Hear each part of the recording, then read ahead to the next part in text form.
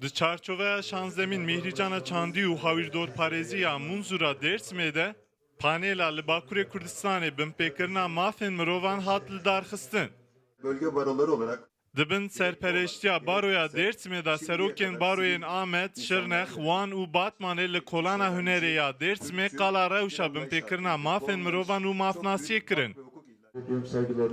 Di hundirê 24 mehên dawîn de li Bakurê Kurdistanê herî zêde bikuştin, girtin û koçberkirina welatiyên sivîl mafên mirovan hatine binpêkirin. Mafê insana de va gote ehlala mazin jî ev tiştê hene.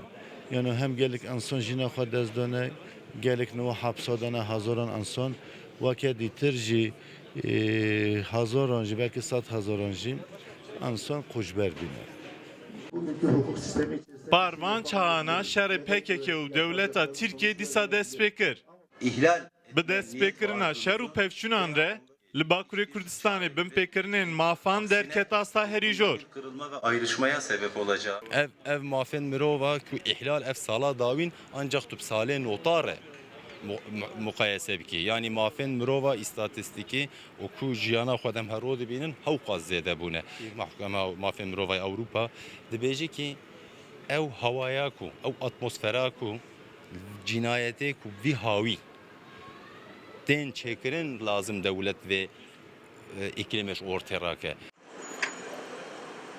Li Bakur amarên binpêkirinên mafan yekser bi şer û aştiyê ve girêdayîne.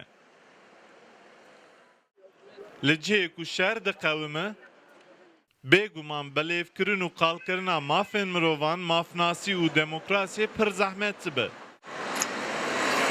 Di serdema pêvajoya çareseriyê de binpêkirinên mafên mirovan pirkên bûbe jî bi şer û pevçûnan re binpêkirin dîsa zêde bûye ve guheriyê salên nodî. Serkanên ce Rûca û